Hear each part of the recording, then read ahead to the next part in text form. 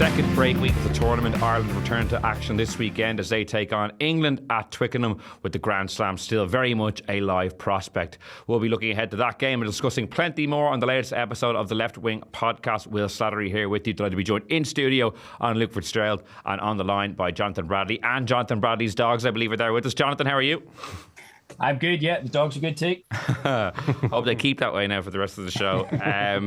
Ireland, England this weekend, Jonathan, as I said. It's been a funny tournament. Obviously, France was first up. That was the kind of the big game of the tournament. We got over that, and then we had Italy a break week, Wales a break week, and now England. So it's kind of been a bit of a lull because the two games at home, like Ireland, were pretty much unbackable favourites for both. And while they are still huge favourites this weekend, England, there's a necessary bit of jeopardy, I think, being injected back into the tournament. But to start off, and we can get a gauge of how the two teams are stacking up against each other, do you think any England player would start for Ireland? I'm almost loath to answer this question because back in 2019, I was ghostwriting the column of a former Ireland international, and we settled on the theme for England Week that no England player would get in the Ireland team, and then obviously Aviva Stadium, over the top line out to Manny Tuilagi, and everything unravels, and that Ireland team never ever recovers. So it's just given me horrible flashbacks to 2019 to even think about that. But I think looking at it on the whole, I think you can maybe make the case for Marcus Smith, who might not even be in the England team this week. But I think if you were to make the case for one player, it would probably be Marcus Smith over Crowley. Now, obviously, Crowley has the familiarity in the Irish system now, even though he's just coming in to replace Sexton. But I think if you were to poll rugby fans across the world, I think most of them would still take Marcus Smith over Crowley. Yeah, probably if he was fit, I suppose, given that he is up in the air this weekend. I don't know whether he'd get the nod. To be fair, Maro Itoje, great player. I know Joe McCarthy's playing well, but you'd probably take Itoje over Joe McCarthy, to be fair. Ben Earl is playing good rugby, probably one of the few bright sparks. Josh Van der Fleer maybe not at his best, but on the whole, I think that would be a bit of a toss-up too. But the point that I'm trying to illustrate, I suppose, is that Ireland are going into this game in a very strong position. Not that many England players who would put their hands up for any combined 15. Yeah, I'm not going to be so direct as you and do the English players into Irish players. But what I will say, and you heard me kind of say this before, Will, I just can't remember an England team where, and I do think this is definitely true, I don't think one of them would get in the Six Nations team of the competition. And that is that's a fairly damning assessment of any English team. I can't think of any English team in a very long period of time where you'd say, no, well, not one of these guys would get in the best out of the six teams in the competition, not getting that 15. So look, they're at a low ebb at the moment. Still be dangerous, I'd imagine, at home. I think they'll be keen to spoil the party. I think there's definitely a number of ways, which we'll get into further on into the show, that they can disrupt Ireland and make things uncomfortable. And at the end of the day, it's still, they could win the physical battle. I don't see it happening, but they could do that. And if you win the physical battle, inevitably rugby matches are tight. They can be tight. You know what I mean? It's very difficult to win by a comfortable margin if you're not winning the game physically. And they've got the players to be physical with Ireland at home. You'd imagine that they'll be up for the game, and they're hurting as well after a rough enough start to the competition. Now they've had a few. I think on paper it probably hasn't been as bad, but I don't know. I think they should be disappointed with how they've played. They're England, they're one of the biggest teams in the world. They get the most players, one of the countries with the most players playing the game, and they've got vast resources. Even though the game is obviously struggling a little bit financially there, so everything's kind of working in your favour if you're an English player, or at least it should be. And at the moment they're just in a bad place, I think. And you hear some kind of murmurs coming out of the squad about a little bit of discontent about how much time they're spending on attack versus defence, these kind of things. Now, because obviously the big thing going into this tournament where England coming out of the noises was they wanted to play a more expansive style or add to their attack, because obviously the World Cup, the recipe was kind of a more kick-focused game plan. From your perspective, obviously being in your national setups and training in an attacking environment like that, is that alarming to you, hearing that a key back only got one touch of a ball in a training session or something like that? Or is that kind of being blown out of proportion a bit? It's difficult to say. Like, I do think it's easier to organise your defence quickly. Obviously, that would have been a priority because that's kind of a reasonably big change, I think, Felix Jones coming in, or it sounds like it's a big change. Even Leinster would say the same thing, but obviously they get to work day in, day out with Nienaber, whereas you've got a really short window as an international coach to make an impression and to get the guys to believe and buy in. So it seems like that was the priority, which does make sense, but at the same time, you can't forego your attacking game completely. Like, you have to at some point go, okay, if we get the ball, like, what are our strengths? What are we going to try and do all the time? What do we think what are we going to try and impose on teams? Okay, and then like, allied to that, where are their weaknesses? Like, you'd expect to be practicing the things you're really good at, and also that other thing, that other string to your bow, which will change every week. Those few things you say, well, they're not good at this. You know, Ireland might have, say for example, last week or a couple of weeks ago, Wales would have been maybe targeting Frawley at fullback. That didn't really transpire, but you know, that's an example of something that week to week would change. It sounds like they haven't put that much time into it at all. From some of the I don't know, they're leaks. I don't know if they're leaks. It sounds like they might be leaks coming out of the camp, or definitely rumours coming out of the camp that they haven't put much time into that. So I don't think that's sensible, and I'd kind of be surprised, actually. Would you be surprised? Well, it wouldn't surprise me in terms of what I've seen in this Six Nations. That's actually fair observation. Especially against Scotland. Like, I thought, Jonathan, I'll bring you in. Like, never has kind of a report coming out of the camp allied so much to what I've seen so far in this tournament in terms of the England attack. It doesn't look like they've been practicing it much. And, like, the fact that some key back got one touch and he's been playing a prominent role, like, they looked so rusty in their skills against Scotland in particular. Like, there was that one that, when Van der Merwe took it from 50 metres, it was just like a catch-pass situation, like, very sloppily knocked on, a poor pass from forward to Furbank, poor knock on. Van der Merwe runs it in. Like, what's your reading? It makes perfect sense to me, kind of having heard that quote, having watched them for a couple of weeks. Yeah, it was just the sense that you got watching. Once it became like a 9-point game, so once it became a 2-score game, there was still enough time left, but you thought that the game was over, and I think that sort of spoke volumes about what they're offering in attack. But to Luke's point, I think that the presence of leaks almost says more than what the leaks themselves are saying, if that makes sense. So, like, Borthwick's only in his second Six Nations. Whenever Andy Farrell was at the midpoint of his second Six Nations, by and large, the public still thought Ireland were a mess, that they were going nowhere, that Farrell wasn't the man for the job. But if you remember, like, Johnny Sexton came out and said, look, with all due respect, it doesn't matter if you can see it, we can see it, it's going to come. And even when he said that, people were mostly sort of thinking, yeah, okay, you're the captain, you're putting a bit of positive PR spin on it. But he's been proven right by history. And the fact that Ireland, even though they were sort of struggling to bet in what they were trying to do in games, could see the development of their own game plan and could see the progress that they were making, even if the rest of us couldn't. Now, looking back on it, feels really, really important. So the fact that there are England players leaking these things out of camp at this stage of the tenure, it implies a level of dissatisfaction and a level of a lack of certainty about their faith in the game plan and their faith in the work that they're doing. And I think that probably says an awful lot about where the England camp is at the minute, as much as the complaints about not working on the attack. And like you say, well, it looks like they're not working on the attack. I can sort of see why they would be spending more time on defence. It's a new defence coach. Where international rugby is at, it almost feels like defence is foundational and everything else is going to be layered on top of that. Layered is the word that we keep hearing in relation to England, but they got to get the defence right first. And it's difficult when you're bringing in people from 10 different clubs and trying to get them all on the same page in a very short space of time, short training weeks. I know people say, oh, they've got X amount of time together, but it's the pitch sessions. It's how many pitch sessions they actually have to bed all these things in. But I would just worry about everybody's belief that everybody pulling in the same direction and the belief that they have in what they're doing if we're seeing these leaks this early in a coach's tenure. Jonathan, the point you make about, I suppose, the midpoint of Andy Farrell's second Six Nations is interesting because I did compare it, because as you say, it was that England game at the end of the 2021 Six Nations when Ireland kind of kicked into gear. That was the 14th game of his tenure. Funnily enough, that was like Elias with Jack Nienaber's 14 weeks to get the defence right. It's going to be Borthwick's 20th game in charge this weekend, and there's been no progress. Now, the World Cup did kind of fall slap bang in the middle, which isn't a time for kind of maybe trying something new. Like ultimately that style got them to winning a kick of a World Cup final. So I maybe take a little bit of mitigation for that. But ultimately it's been quite a long period of time. If they lose this weekend and lose their last game away to France, which is a possibility, that's a really slow start and he might not get that much more time.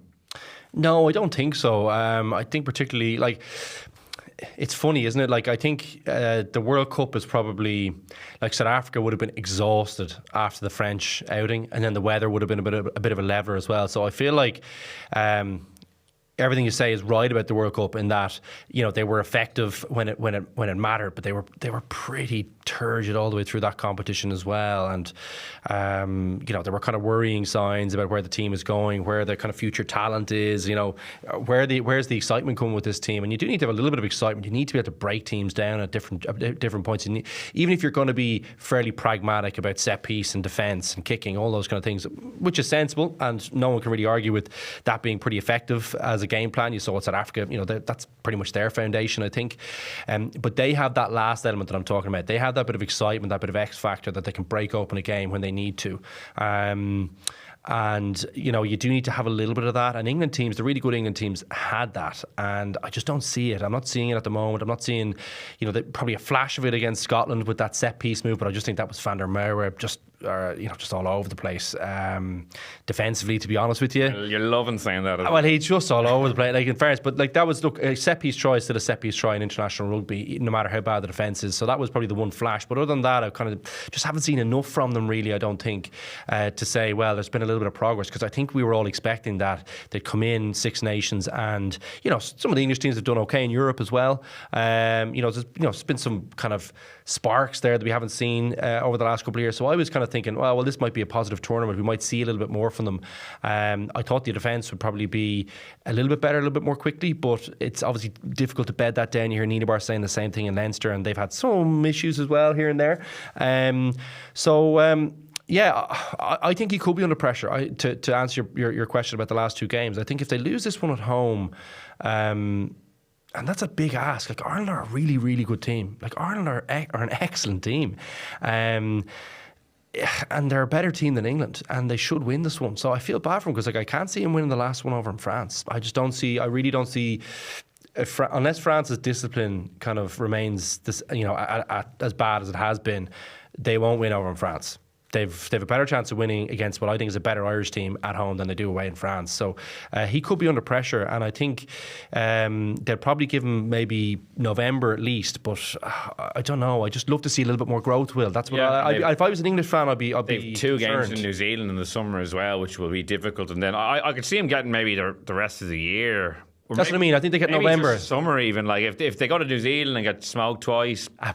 Sorry, that can happen to anyone. Yeah, but it's a New Zealand team, and like a lot of the guys have gone to Japan even that beat Ireland. Like, so I'm not sure if they'll be available. There's like the core of that team: Sevilla, Mo'unga, Sam Cane. You know, all these guys have kind of gone to Japan. Brody Retallick. So you could be playing a potentially New Zealand team in flux. So look, that's a long way off. But this weekend, I think part of the problem as well is maybe just the selection. You know, because the last time I was on prior to Wales, we spoke about how Warren Gatland had really mitigated against expectation by going with all these young players. If you look at this England team,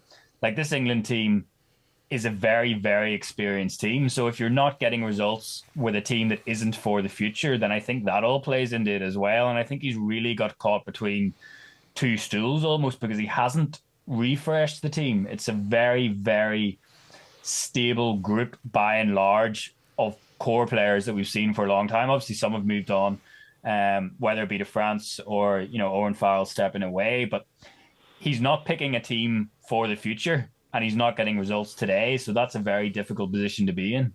Yeah, and he was especially kind of talking about Scotland's cohesion after the last defeat. And people, as you pointed out, people are saying, well, your team is extremely experienced. A lot of veterans there. Maybe all the combinations haven't played together as many times as Scotland, but it's not as if there's no experience. Like, a lot of those guys are in their 30s and have a lot of international rugby under their belt. So that excuse kind of people thought was a little watery, to say the least. Let's just move on to Ireland then. Obviously, 3 from 3, everyone's talking up this weekend. Any areas you're looking at potentially as pitfalls, or are you as confident as I am going into Saturday?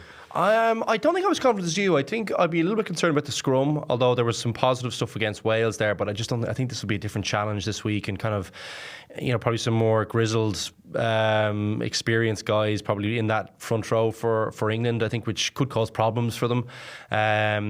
So that'll be an area, and I think England will target that. They enjoy that. I think. The line out as well would be. It was just I actually thought it was really good. I thought Wales competed very well as well. Just a combination of probably some of the asks for the hooker throws were like to be pinpoint at the back, but they still missed them, and kind of allowed Wales to kind of survive in that game maybe longer than they should have. So there are two areas. Like if I was England, I would say, okay, well, we're going to target that scrum. We know that refs have a view on this, that there's an issue there. So that's an area where I think they'll definitely target. And I'd say they'll try and target the line-out. Again, even though Ireland have been really good in the first two games, they did struggle against Wales here and there in the game.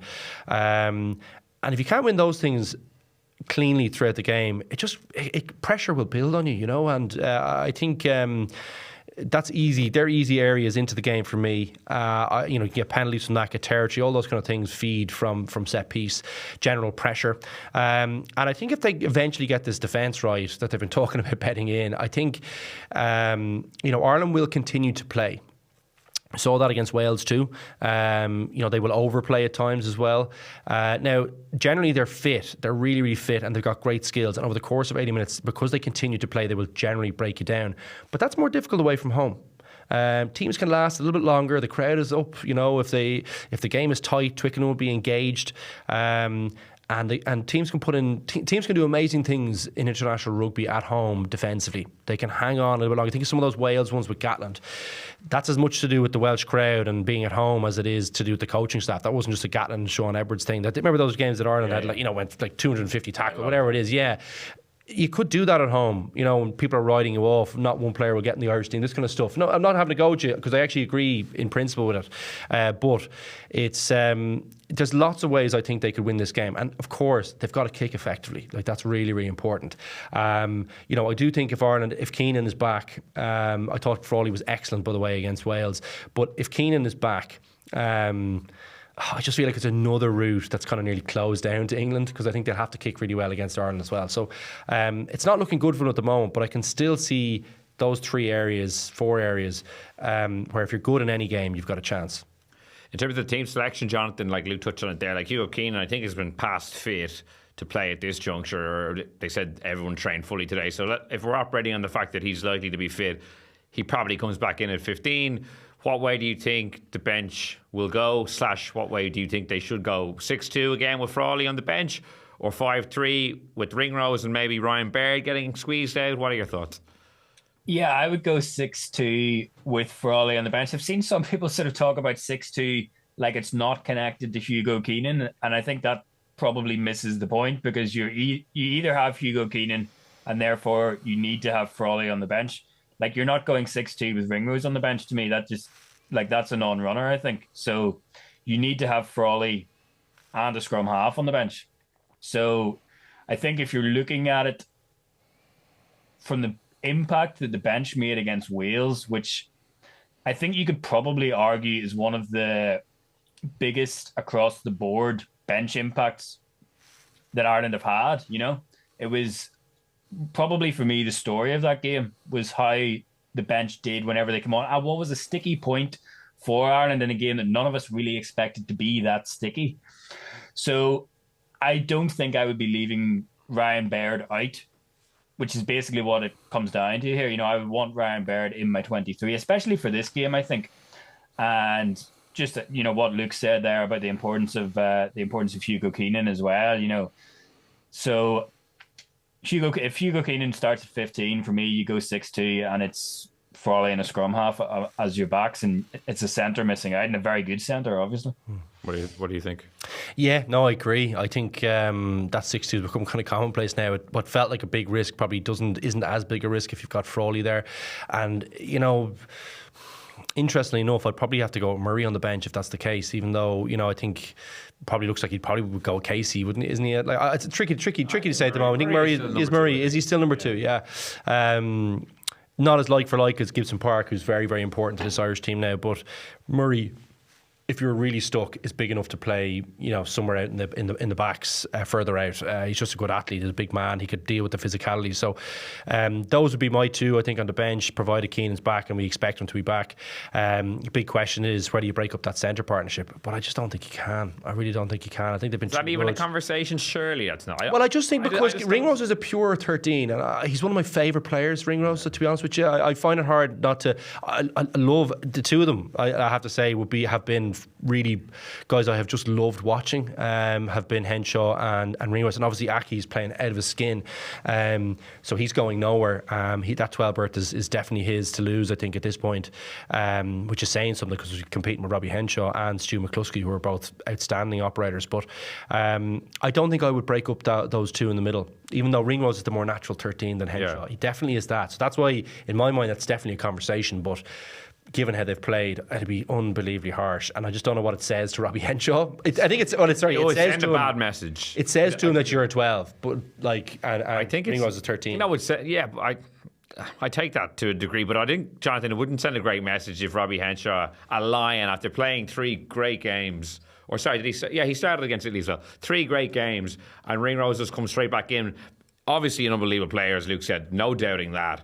He's also a huge kind of, I suppose, star as well, which sometimes carries weight as well. But I just don't think it would be a good message. And I don't think that'll happen. I think Robbie Henshaw has been playing so well that I think it renders the conversation. Ringrose does give you the added bit of flexibility, which is nice also if you're going with the 6'2". It's on the wing. You could play him out wider. You probably could play Henshaw, but Ringrose is an easier shift. Sorry to cut across if you're about to ask Jonathan that, but that also did factor into kind of how I was thinking about it as well, is that he gives you he's probably a little bit more adaptable than Henshaw. Just a thought on that, Jonathan. I don't know if you have any. I suppose we don't know. I've probably watched every game that Stuart McCluskey's ever played. I never would have had him pegged as a winger until he's popped up there against Wales. He's pretty good. and he did a good job. So you wouldn't know. Maybe they have given somebody else a run on the wing in training, and I think almost the surprise is the wrong word, but the fact that Henshaw being so good is a story in this Six Nations is a testament to how important Gary Ringrose has been for Ireland. But we are talking about somebody who, in Henshaw, who is just such a high quality operator. It's a testament to Ireland's depth in that position that Henshaw had almost become the forgotten man of that trio before Ringrose's injury, and it wasn't even seen that it was really a debate anymore. But I agree with you 100%. I would feel very uncomfortable about the message that it would send if somebody came in and played 3 games of the caliber that Robbie Henshaw has played throughout this championship and then finds himself out of the team. Now, obviously, we don't get to see what's going on in training, but if Ringrose came back into training today and took a full part today, then how much would you have to do in training? Training the house down is one thing, but how much would you have to do for Robbie Henshaw to turn around and say, yeah, that's justified. I probably can't say that I should be starting this week. And I don't think Farrell will do it either. That's the other thing. I think Farrell's, we always talk about Farrell's soft skills, and I think he's probably so attuned to that kind of thing that I just can't see it. It also will. The one thing you could say though is if you were to I'm not calling for a drop Henshaw. If I'm playing devil's advocate here, I think you could look back and say, well, look, the last 50 games, you probably played 45 for Ireland at 12, and he's played 50 at 13. That kind of way. So there's a couple of ways of looking at that. Now I know recent history, last 3 games, he's been playing brilliantly, and he's going to be guided by that. But I can see a conversation where he would say, "Look, I'm unbelievably sorry about this, but this is why I'm doing this. I want to use the 6'2" on the bench, and I feel like we need to do it away from home."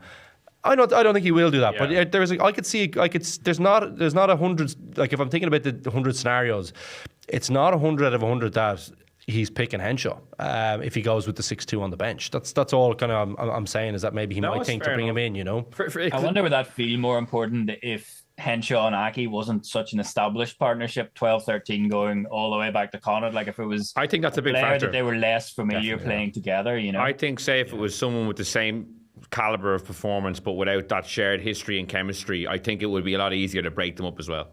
I think that's a fair point. Yeah, no, sorry. They play well. The chemistry's been brilliant. Like, and it gives you something. Like, if you have Keenan and you have Frawley at 15, you have Lowe there, like, it wouldn't even be even if you had, so Calvin Nash is actually playing brilliant rugby. I'm really loving him. I think he's really taken international rugby. But if you had Matt Hansen here, I wouldn't even think about it. I wouldn't even, because I'd be saying, well, I don't really mind having the physicality there, because Gary doesn't really have to pass that much either, because Keenan can pass, Lowe can pass, Hansen can pass. So it doesn't really matter. You have those second, third distributors. All, like, the pitch is open for Ireland because they have all these guys in the back three who can do that. They lost a little bit now because Nash is just more a pure winger really and not much of a playmaker. He's had some good touches, but generally speaking, he's not a link man. But Keenan is a link man. Frawley is a link man. And it takes pressure off that. So you can be really, really physical, is what I'm saying, in 12 and 13. It doesn't really matter that you have a pure 13 from an attacking perspective. Now, I like to have, Ringrose probably has a bit more pace and that than Henshaw, but the physicality is not a problem for me. And away from home, I can see the value in that too. So, yeah, it's an interesting conversation. I just thought, like, because Ringrose, it's more to do with the calibre of Ringrose as well, that I'm kind of saying, well, probably should have a discussion about that. Yeah. I'm sure they are thinking about it as well. It's not as if I mentioned that he is a big kind of star player.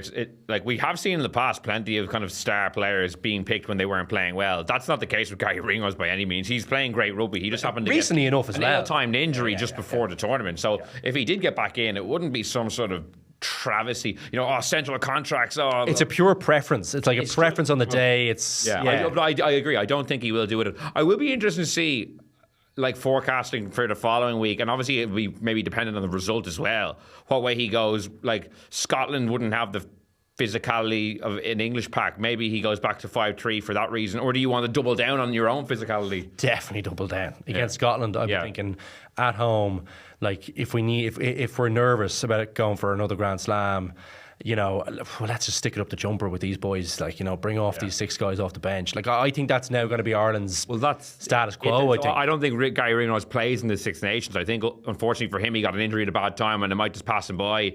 Because, like, we haven't even touched on the fact that how rusty he might be. He hasn't played since mid-January. It's almost, we're going into the middle of March. It's 2 months now. For a great player like himself, maybe it's not a huge issue, but when everyone else has been playing a lot of rugby, maybe... It definitely would factor in too. Like, I think it's not that long. It's probably not long enough that you'd say... No, it's not. Like, if it was 3 months, you go, okay, well, no, he needs a game first. Yeah. But if it's 6 weeks, you're going to say... And Gary's a rasher. Like, he doesn't not pick a fat in him. Do you know what I mean? So he's a guy who'll keep his fitness well. I actually saw him on the weekend, and he's looking... he's a great looking athlete. Don't rashers have a lot of fat on them? It's just, you know what I mean? Yeah. He's thin. Like, he's in great shape. Like, he's a great looking athlete, I always think, when you look at Gary. So I'd imagine it's not going to be an issue for him. He's not going to be like me. Like, I could put on the weight, as you can see here. But, like, like an Aki is kind of a bigger guy. He could put on, so Gary isn't of that kind of mould, really, I think. Whereas, he could probably come back in pretty much straight away. It's kind of the point, like Gary Ringrose and Henshaw, both of them have seemed to pick up injuries. Like, whereas Bundy Aki has been so durable for Ireland since he's made his debut. He's barely missed a game. It's probably more suspensions he's been racking up. Is this a few for Connacht? Yeah, for he always seems to get back for the Irish games. Yeah, not. Sorry, I don't mean it about it, but we've been lucky. We've been lucky with him for Ireland. He's been an absolute mainstay, hasn't he? Yeah. Yeah, Jonathan. Anything else intriguing you about the team selection? It kind of picks itself, really, doesn't it? That's kind of where we're at with this team at the moment. Other than maybe the bench split and the Ringrose issue. Yeah, just thinking about the contrast in the team selections for me has been really interesting, because everything that Luke mentioned, do England go after Ireland at the scrum? Do England go after Ireland at the line-out? Do England go after Ireland at the breakdown? And the fact of the matter is that to do each of those 3 things, they almost need to pick 3 different packs. Like, they've got a scrummaging pack, and they've got a line-out pack, and they've got a breakdown pack. And I was almost just thinking about that again, we're veering very close to hubris here, but it was only just thinking about that made me sort of think about how fortunate Ireland are to have such a rounded pack. Because, you're talking about how it picks itself, and it picks itself because virtually everybody in there can do everything that they need to be, everything that they need to do. There's not a scenario where you're sort of robbing Peter to pay Paul there. And I think that's really where the superiority of Ireland up front for me becomes very, very apparent. Yeah, especially with the weapons they have on the bench. Like, it's so funny that, like, we're talking about 6-2 the whole time, and it's like the identity of the players. Like, there's no clamour for like starting James Ryan or Conan or Baird. Everyone seems to have fallen into they're kind of the bomb squad, whatever you want to call it. Like, it seems to be a very established unit at the moment. Anyway, like that obviously can change pretty quickly. I'm not as convinced about the Ryan thing. It's the only one I'm not as convinced about. Every other So call, you'd I have think him is ahead right. of who? McCarthy. Like, I don't know. can't get rid of Tyburn. I don't know. Yeah, I don't think. I I don't think. No, I don't think. I you can get rid- refuse to conduct a conversation. I don't where think. Ty I don't Burn think. does Sorry, not- I'm not saying that. I love Ryan. Yeah. You know my feelings. I just no, think yeah, you know my you feelings, right? Right. Very- Yeah, I bore my feelings. I just think he's unbelievable. I think for whatever reason something has happened where he's not as valued as he should be. Yeah, I don't get it. I'd probably put it this way. He's not quite as dynamic as the two starting second rows. It depends what you're talking about. Well, with ball in hand. Tackling, no. ball in hand. Rucking, no. He's better. He's better rucker than the two boys, I think. Maybe carrying, but not. Yeah, maybe carrying. I think definitely not as. But the other stuff, I don't know. And he's a bigger guy than Byrne. I think he's probably better than Byrne in the line out. Maybe not defensively, but definitely in attack. Yeah, I don't know. So put it this way, right? I'd have Ryan in first, and I'd be picking between the other two. Yeah, okay. I wouldn't be dropping. I'm not saying I'd drop Byrne. It's how do you say? We're like we're really nitpicking here. Like, but the Jonathan's point is that. Well, sorry, I think what I get from Jonathan's point is that how lucky are we to have, like, we've got like our starting pack and our 6 subs, and even like we've deeper than that. Like, Henderson's not even going to make it into the team on the weekend. You know what I mean? Like, we've got an unbelievable group, like 2 packs of like really top quality international players, I think.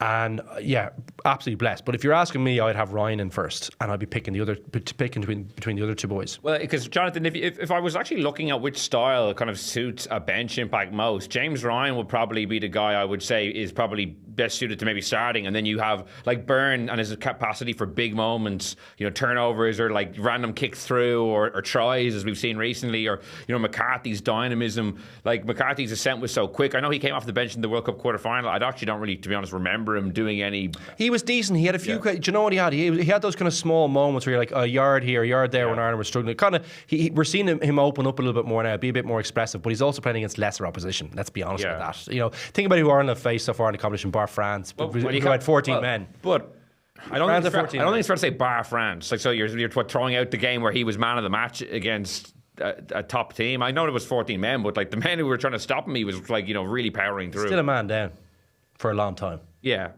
Let's not get ahead of ourselves in that one. No, but like it's the toughest. His best performance against a good team, and you're like, let's just throw that one out and say. Well, they had 14 men. It's a big thing for a long time. Yeah. There's also a world where referee decisions go against them and they've lost all 3 games and are on course for the wooden spoon, you know. I think to the point in general, like whenever Luke was speaking about James Ryan, that's exactly what I was sort of thinking, Will, exactly what you said there, that there is probably an argument to be made that James Ryan is more of an, or not even that James Ryan is more of an archetypal starting lock, but that the other 2 would be more archetypal bench impacts. Yeah. For me, like, I think Byrne has been so good. It's almost laughable how infrequently he wins player of the match for Ireland, given how consistently it's for Munster. He is. I was going to say, he wins it every week for Munster, doesn't he? He must have no cabinets left in the house. It's always, whenever somebody gets it for Ireland, it's always, yes, player of the match has been brilliant. But what about Ty Byrne as well? He's just so consistently good for Ireland. And I think, not that it's taken for granted, but I think for me, the way that he's been playing, it's really Byrne plus another one. I don't know what you feel like. Well, you know, that's probably the charmed position that Ireland are in, that 3 people could sit and have a conversation and they could all think that one of the other 3 is the best lock, you know. But you could also, like, just to cut across, like, if you did really want to fit them all in, I would actually say it's Byrne to 6. Byrne to 6. O'Mahony, like, that's the way I would maybe drop a Peter O'Mahony if we were doing that, because Ty Byrne, as you said, I saw a headline quote. It was like, once he puts on that blue scrum cap, and it's so true that blue scrum cap is so distinctive. At home, he's like baking and all this kind of stuff. Yeah, he's an absolute animal in the blue scrum. And he just becomes. It's the big moments. He's a moments player, like, isn't he? Like, but do you know what? It's more than a moments player, because he actually does everything really well as well. Do you know, you have those guys? Like, who would like class in that, like unbelievable players, but kind of moment player. Rocky Elson was probably that. Rocky Elson you mightn't see for 10 minutes. Contribute for 10 minutes. I just mean he also has these big tentpole I know, moments. completely get the point. Like, I just want to make sure that everyone was thinking. Yeah, no, I think we all think. No, I know what you mean. Like a guy who would be quiet for 10 minutes and then have an and then had this like 80-meter burst like Rocky Elson would have had for Leinster, and that was perfect because he had Shane Jennings and he had Jamie Heaslip next to him, who were kind of chugging along for kind of 80 minutes, just playing brilliantly. Byrne is one of those guys. He's just a freak. Like he is. He is both. He's gotten that turnover when you really need. How many times is he the guy that comes up with the ball just on your own line for Munster too, or a big break or something? Like, he's just such a good athlete. There's some great tackles as well. Like Byrne has got it all. He's got what a player he is. And I really didn't think that. I'm so glad you said the 6 thing, because I always felt like 6 would have been where he really would have flourished. But actually, he's able to do that grunt work in the row. Be a guy who can come up with 15 rucks, 15 tackles, 15 carries. He seems to be a guy that can do those things and still have the big turnover moments. I wasn't sure that was even... I don't even think that many people are capable of doing what he's able to do work rate wise. He's just an incredible athlete. So we're very, very lucky to have him. And I agree, I'm so glad you mentioned it, that I think him to 6 is the other option, because I just don't think, like, if you felt like you had to get Henderson in or you needed to get Baird in, that'd be the other option, I think, for you. But, geez, you couldn't drop Peter Mahoney at the moment. I think he's playing brilliantly as well. So, look, we've got, like, the key thing for them now is that I think this is the sticky fixture for them. This is the one where it's got to all come together for them, I think, this weekend. And I think they'll be judged on this weekend. So the pressure's on. Away from home, can they deliver it when there's going to be, probably 15,000 probably Irish tickets in Twickenham? Can they do it when there's not at home, out of the home comforts, in a place that is tricky, that is hurting as well? English rugby is hurting at the moment. Not a place they're used to being. And you'd expect a backlash, but this is where the real players kind of stand up, in my opinion. Yeah, Jonathan, we haven't really touched on him that much, but Jack Crowley, like, obviously the second big away test, when the fixtures came out, we knew this was going to be a big one, and I was always very intrigued to see his growth from the French game to this game, because the 2 home games are vastly different in terms of who Ireland were playing and the dominance we're going to have. And this is obviously that away atmosphere as well. Are you kind of intrigued to see how he goes? Like, what are you expecting from him on Saturday? Yeah, it's a really good point, actually, because I hadn't really thought about it too much whenever I was thinking about the game, which I think speaks to how comfortable he's looked, because certainly I was of the opinion that I thought coming into this tournament, people were downplaying how much Ireland were going to miss Sexton. And if you had have told me that 3 games into the tournament, we would have been talking about Sexton as infrequently as we have been, I don't know if I would have believed you. But obviously, it is a big test, because, we've seen in the recent past, we've seen test careers at 10 come a cropper in Twickenham because of how badly they've gone, So it's a big, big challenge. But I think everything that we've seen about Crowley's temperament in the big games, whether that be playing for Ireland or whether it be leading Munster into the URC title last year, I think he has shown that he certainly looks unfazed by these big occasions, and every one that he's kind of come to, he's just ticked the box and moved on to the next one. And I think we've obviously talked a lot through the championship about the quality of opposition and, I suppose, Ireland's superiority over the opposition. But I think whenever we come to look back on it, Jack Crowley is going to be a huge story here of just how seamlessly it looks like he's fitted into what we all predicted for a very long time was going to be one of the hardest jerseys in Irish rugby to ever fill, because we're talking about one of Irish rugby's greatest ever players. Yeah, and the funny thing about Crowley and his career today is, like, a lot of his big moments have actually been away fixtures, like the road run to the URC, Glasgow, Aviva Stadium against Leinster, which was an away fixture, and then obviously in South Africa, in Marseille on Friday night. Like, so his away credentials are very, very strong, and like we've I wouldn't say nitpicking, like, we've obviously been assessing him and kind of really kind of in the granular detail of his performances. But if you just kind of take a step above, as Jonathan said, like, I think he's had a really impressive 6 stations. He started in really well. A couple of mistakes in the opening night, a couple of missed kicks against Italy. But, like, conversations I had are really kind of being, I feel like, hypercritical of him in terms of some certain things he's doing, when I think he's managed things really well. I actually think it's become a bit of a Leinster-Munster kind of fan debate, whereas in reality I don't think that there's any debate of his performance at all. I think he's been really, really good. Oh, yeah, he's been excellent, yeah. I mean, look, I think we all expect him to have a few of those moments. I made the point before the tournament started that the key thing for him is kind of recognising how good the guys around him are. Like, he's got a few people playing around him that would make it into World 15s, I think. And that's not being overhyping ourselves. That's being realistic and looking at it with a cold, hard kind of eye. I mean, so recognising that and just realising that he just had to kind of step in there. Now, he still has his moments. He's a young guy, as you say, a few errors, but overall I've been unbelievably impressed with him. Nothing to do with, we're all in the green jersey now. It's nothing to do with blue and red. We have to assess him as we see him, and he's playing a great team. So it would show up if he was playing badly, because the team are putting him in good positions.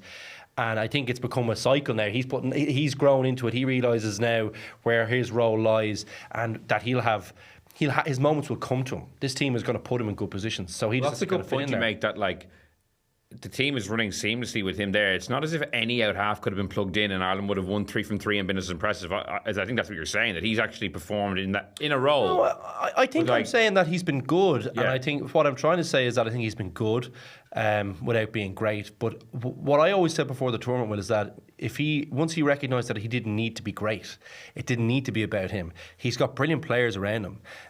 Luckily for him, he's had, like, Gibson Park has been so effective for this Irish team. Like, he's the heartbeat of everything that's kind of positive about it. That pace, that tempo takes a lot of pressure and decision-making responsibilities off him. But he's got that pack.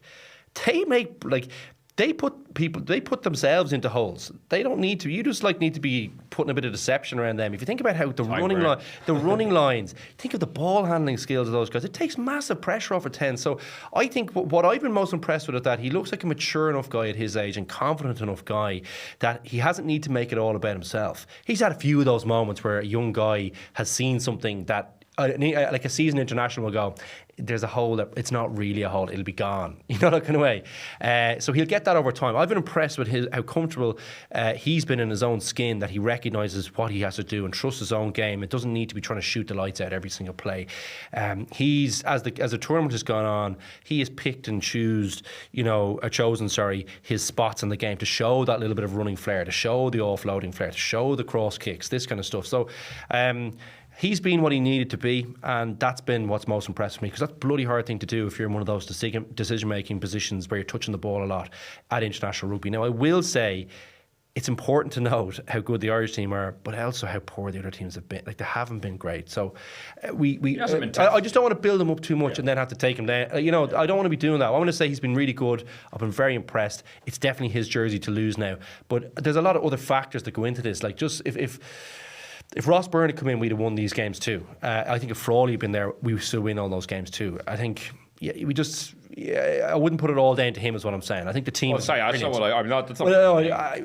were kind of saying he's a key part of it. I don't think he's a key part of it. I think he's a part of it. But it's the idea. You just said anyone could have come in and we would have won anyway. No, I'm not saying anyone. No, I'm not saying anyone. Any of the I named 2 guys who are very good, who are very experienced, who are set. Come into that Irish team. Yeah. I think they win both of them. All 3 of them. The one in Marseille, like 14 men on the pitch. Look, they probably did. He didn't have his best game, so they probably would have. I don't disagree with that point. Yeah, I'm not having a go with him, by the way. I'm being realistic about it. Like, I'm watching the games as everyone else is, and I'm trying to be cold and calculated about it and not get caught up in some kind of hype train about him. I can see all the great stuff about him too, but he doesn't need to be that. This Irish team is a brilliant team. This is why we haven't been talking about Sexton. It's not because of how good Crowley is. It's because of how good the team is. But the point is, if he wasn't playing well and the team was still winning, it would have been a big talking point, because it would have been like, oh, Johnny Sexton, there is a big drop off. The team are really going to carry Jack Crowley, but that hasn't been the case. But did they cut Wales open? No, they were decent. They were okay against Italy. They were good. They nilled them. It was most of the big talking points after that were, well, how good was Ireland's defence that they nilled them? That was the big talking point after Italy. And France, if you ask me, had a yellow and had a red during that game. We need to be calm. This is the weekend now. This for me is the big test. Can he do it this weekend? I'll have said, okay, he's arrived. But all the other ones, there's enough in my mind to say, well, let's just cool the jets just a little bit. He's been really good. I've been really impressed with him. But there's a tougher challenge to come here. And Scotland, by the way, are playing better. Scotland would be a tough challenge at the end of the tournament. I think Ireland beat them nearly every time at home. But they'll be a tough challenge. They'll want to spoil the party, and they've got some quality and they've got some confidence. I don't know where from, but they've got it. And these 2 games will be tough for him. And I think I believe he'll do really well. But these are the tests for me. The first one should have been, but there was 14 men on the pitch. Yeah, no, I don't disagree with what you said there. Like, I didn't mean to be like. No, you can't. Well, He's like the man leading Ireland to a Grand Slam. Yeah, yeah. I'm just been impressed with how he slotted in and how the team has ran smoothly. Like, there's been very little drop off. So that was the point I was trying to make. Jonathan, it's all as if the finale has been written, the script has been written and hand delivered, that Ireland have this Grand Slam wrapped up. But there's 2 key games still to go. It's funny, like, you're talking earlier, like, you didn't want to stray into hubris, but like reading some of the commentary, like Sam Warburton, for instance, whenever he's in the media, he's saying like he thinks this is the best Ireland team ever to play in this, or the best Six Nations team of all time. He's saying like that how impressive they are, that like no team can live with them. He's saying Ireland could dominate for years, and I've heard similar sentiments echoed by other pundits from other countries. So it's not just like as if here in Ireland we're getting carried away. You can only go by what you're watching and what you think might happen at the weekend. But ultimately, I suppose there's still a delivery that is needed on Saturday. But it's funny to see the other pundits from other countries kind of saying these things. It's not just in Ireland where we're getting kind of high on what this team are doing. It really is translating. Everyone is now taking notice properly. Yeah, and I suppose it's very hard to argue against Warburton's point on that podcast, in the sense that no team in the Six Nations has ever won this many games in a row. No team in the Six Nations has won back-to-back Grand Slams. But I suppose where we're sort of tempering things, and Luke alluded to it there, is the fact that the other team, the story of the Six Nations is more the fact that the other teams have been so bad. Like, I don't want to sound that I'm being very negative, but like, the surprise to me has been more how bad the other teams have been than how good Ireland have been, or how consistent Ireland have been, despite the massive disappointment of a World Cup between these 2 Six Nations. But maybe some people were predicting it. I don't think I saw many people predicting it. Like, I don't think anyone saw France being this bad. And that's had a really transformative effect on the whole championship, because we knew that Italy were under a new coach. We knew they were building. We saw how bad they were at the World Cup. Wales, obviously not as bad at the World Cup, but in the same sort of boat.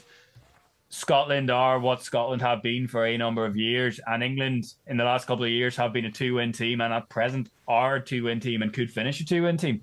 But to me, it's not that Ireland have kicked on to another level from last year. I don't think. I think it's just that really the opposition have all regressed, and in the case of France, have regressed massively. So yeah, like, it's not as if there's an asterisk, because like, you get the same trophy no matter if it's the best Six Nations quality wise of all time or the worst. But as Jonathan said, like, the step back that some of these teams have taken, Ireland are just kind of maintaining their level, and they're pulling clear of the rest of the field just by dint of how poor the rest of the teams have been. Yeah, no, they have been, and I think doesn't make this weekend any less of a challenge. But like, I just think that Ireland look like, they've kind of maintained, I think it's probably fair to say, kind of some excellent form. But I think as well, Ireland have, while Sexton has gone, the Gibson Park point is probably, maybe I haven't emphasised that enough, because I just feel like that's a massive part of why Ireland have been reasonably consistent despite Sexton going. I think he's a massive part of it. I just think I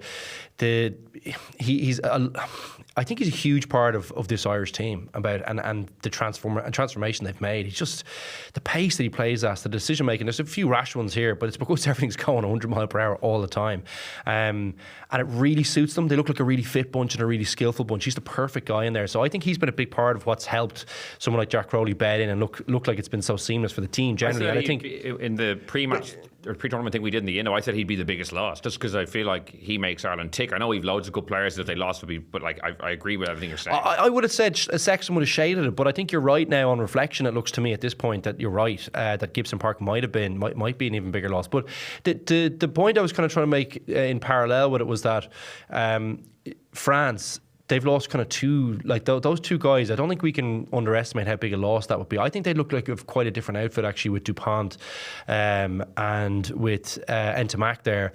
Jalibert's decent, but he's just not the same, and he doesn't have that stability of having, the magic inside him of Dupont. You know what I mean? So that's probably a big reason for the drop-off in France. Look, they've looked a little flat too, but I think a lot of the belief, like Dupont seems like, you just see him, he goes off and just plays sevens and he's just a freak at that, even though it's pretty much a different game, you know. Just magic rugby player. Like, he might be, one thing I think, we might be looking at the best ever there. He might be the best rugby player ever, which I just love saying, because is he 5'9" or 5'10"? Like, what a player. He's got it all. But that is a big thing about why France has dropped off. And I would have said that France, if they had full complement, or even just Dupont, they might have been.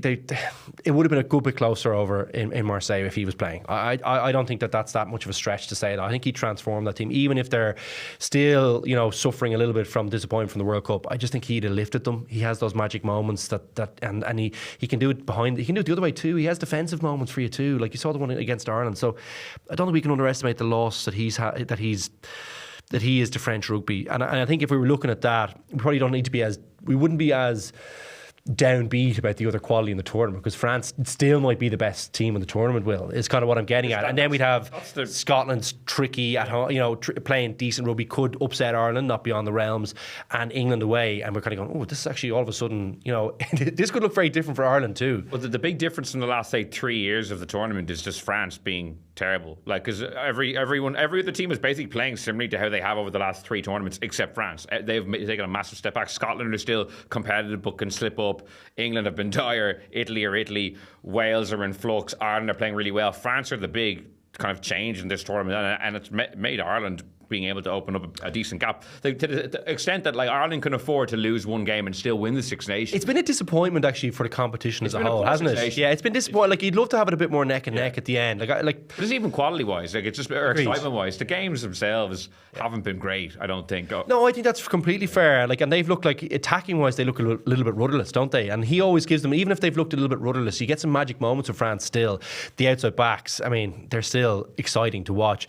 But the little bit of Dupont magic that you get every game, you'll tune in for. You know what I mean? You'll tune in for his 3 or 4 magic moments where he goes past 2 or 3 guys, hands off a 20 stoner, and then throws a 30-meter pass. Do you know what I mean? You tune in for them alone, and he brings excitement to the tournament. He's a massive loss. I don't think we can overstate what a big loss he is to rugby, Six Nations. Like, he's a magic player. Such a disappointment that he's gone off to sevens where probably no one's watching him. You know, but yeah, the tournament, it's sad we're talking about that. Yeah. I'm a little bit sad, because I'd love it to be, I think Ireland are playing really good, and I'd just love to see a little bit tighter. I'd love to see a little bit more pressure on them. I think they'll have it this weekend, Will, but I don't think they'll have it in the last weekend. I think it'll be a little bit, that's my worry, is that I think they win this weekend. And not that it's a foregone conclusion, because Scotland could turn them over. They've got some good players, but generally speaking, Ireland should win that game. I'm more comfortable with Scotland, who are a better team than England, I think, by a bit actually at this stage. I'm more comfortable with us playing them at home than I am against England away, put it that way. Yeah. We might move on to the moment of the week now, the left-wing moment of the week in association with Bank of Ireland. I'll get to Jonathan's one in just a moment, which Luke alluded to there, some Dupont magic in the sevens. My one was from Super Rugby over the weekend. I was watching, I think it was the Blues versus the Highlanders on Friday morning, and it was actually just a moment that drove home to me a part of why Ireland have been so good under Andy Farrell that we actually haven't discussed a huge amount. It was another high tackle debate they were having on the commentary. Oh, you know, that's never a red. Oh, this is terrible for the game. Barrett's. And it just, no, it was a different one. I can't remember who it was. But it just brought me back to, like, their commentators are still having the same conversations, high tackles that they're saying, oh, the game has gone soft. Whereas in Ireland, we've just kind of moved on with the way the game is now being played. Like, think about how few times you see, like, a tackle being reviewed in an Irish game from an Irish perspective. I know Bundy Aki got a red card, I think, in the win over England that I referred to earlier that started this great run under Andy Farrell. They haven't got a man sent off since. I don't think they've even had a tackle referred to for, you know, a sighting or that since. Ireland, more so than any other team, their discipline around the tackle has been squeaky clean, and it just hammered home to me when I was listening to that conversation, being like, this conversation sounds like it's from 10 years ago almost, whereas if it was a commentary of an Ireland game or a match a Leinster, Munster were involved in, the commentators tend to just, now they've gotten with the programme as well, it's just like, oh yeah, okay. He's off. Yeah, he's off. Let's move on gone. with things, whereas in New Zealand, they're still having the same old conversations. Like, Sam Kane got sent off in the World Cup final. Like, you know, as in these cost him the final. Yeah, cost him the game, arguably. So I just thought that was a moment that really hammered home to me that Ireland, across the board, it filters down into the provinces. You see them getting very few red cards as well, I think, compared to their other rival teams in other countries. I think it was just an interesting thing. Jonathan, what was yours? That's actually a really good point. I hadn't thought about it that way, but just how jarring the Super Rugby commentary feels, and that's a huge part of it. Even the, like, discourse around the smart gum shields that they were having like 2 weeks ago. It was almost like technology was ruining the game for having the audacity to try and protect the players. Yeah. Well, Luke said that nobody was watching. I was actually watching. So was I. Well, you're watching because Dupont is playing, not for any other reason. Oh no, 100%. Like I'm not a big sevens guy at all, but I suppose I have that curiosity, which is what they really wanted out of this move, and it was good. Obviously, to Ireland's detriment, it was good to see him tearing it up there in the semi-final. Ireland actually had a really good tournament. This Zach Ward scored a try later on, and they just missed the conversion. They would have sent that France game to extra time, but France then winning for the first time in 19 years with Dupont, and then to see all the sort of social media stuff afterwards. I saw him at a Lakers game where he'd been presented with a DuPont Lakers jersey and stuff. So I think it's having the desired effect in terms of spreading the gospel, I suppose. Yeah, it will be interesting to see how big the sevens is at the Olympics by dint of him being involved and it being in Paris like that. Like, as much as I disagreed with him going and playing and leaving France in the lurch, like, for him, it's a great opportunity, as you said, rubbing shoulders with Hollywood A-listers at the Lakers game. And stuff. I didn't see that. Yeah, neither did I, but I did watch it like Jonathan, and he did score one like phenomenal try, and you're just like, this. He is just such a good athlete. Like, it is. Oh, he's magic. Like, he's just ridiculous. He's already all like, the skills. He's a tackler as well. He's tough as all. But you see him chasing the guy down as well. Like, he's so fit as well. Physical. Yeah. He's fit. He's physical. He's got it all. No, I honestly am thinking he's the best ever. I never thought I'd say it because I just thought no one would ever touch McCall for me. But like. I think he might be better. He won't have the World Cups to show for it. Well, but he might. I don't think he will, but he might. He might. Let's not rule it out. But I think he's mad. I just love watching him. Like, he's a treat to watch, isn't he? My one. I love. Sorry, glad you're watching. I feel like I keep having to go to sevens. I don't want to be doing that because, in fairness, just want to say, really admire the athletes and the quality. No, I admire the athletes. No, it is. Damage has been done. No, I admire the athletes. I admire the athletes, but I'm just 15s is still where it's at. It's a 15s player that has everyone tuning in. It's not the other way around. Apology. Yeah. No, they were brilliant athletes. But the point is still well made. I think a few weeks ago. What I would say is there was another magic moment, but from an unlikely source over in Cardiff on the weekend for the Rob Russell try at the start of the game. Tom Clarkson with the block down and collect, and I think he actually the pace he burst past the fella too with a handoff. So pulled away. Yeah, look, I have a soft spot for tight heads. Given there's one reared me at home, but that was magic to see and a great finish by Russell. He's got some serious wheels on him in fairness, but the magic was all Clarkson, I thought. So yeah, great to see that. That was my moment of the week. Yeah, okay. We'll finish with predictions then.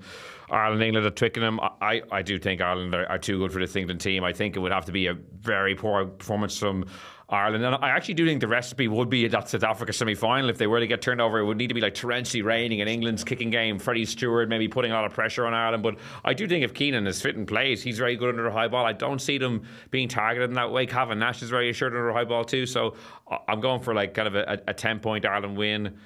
And, matching on to that game against Scotland. What about you, Luke? I think it'll be tighter. I think it's sweaty. I'm going to say 5 points. 5-point Ireland win.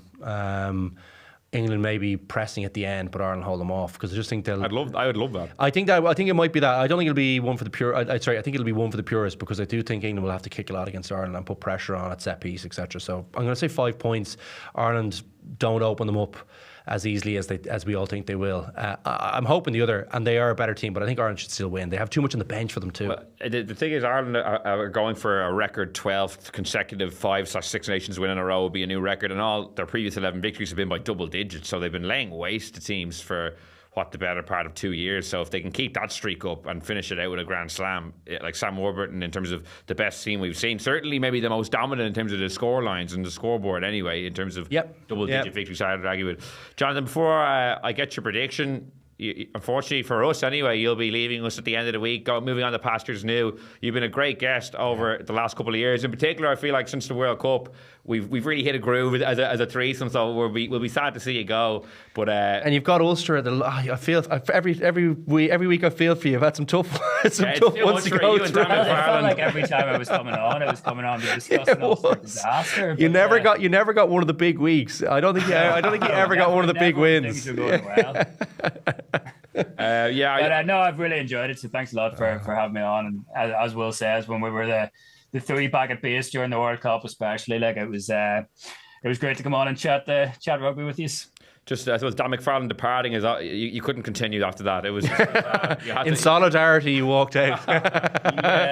He left while I was working my notice period, so you can imagine how pleased I was with that. Expecting a nice, easy 4-week, just quiet, everything quiet, and then that happened. So lovely. Yeah. Well, we'll get you out on this prediction then. Do you think Ireland will win this weekend?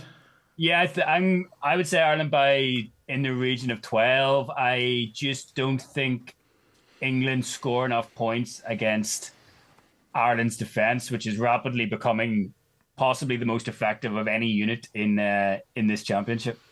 And since you won't be here with us next week, give us your Scotland prediction as well. Let's you get a 2 for 1. Hold it against you when you're not here. Rip the back off you. I'm enjoying being at going to that game and not working. But prediction, yeah, I'll go in the same region. I don't think a very different game, but I think the margin of victory for Ireland will be about the same. And sort of as Sam Warburton was alluding to, we have this double-digit Grand Slam then. Yeah, well, it's set up to be a very intriguing and exciting game this weekend. I'd like to thank Luke for joining me tonight and Jonathan for joining us tonight and over the last couple of years. I know everyone who's listening has probably really enjoyed it as much as we have. We'll have plenty more podcasts later in the week reacting to the team news and after the game on Saturday as well. So in the meantime, you can subscribe to us on Spotify, Apple Podcasts or listen on independent.ie. So until next time, thanks so much for listening and goodbye.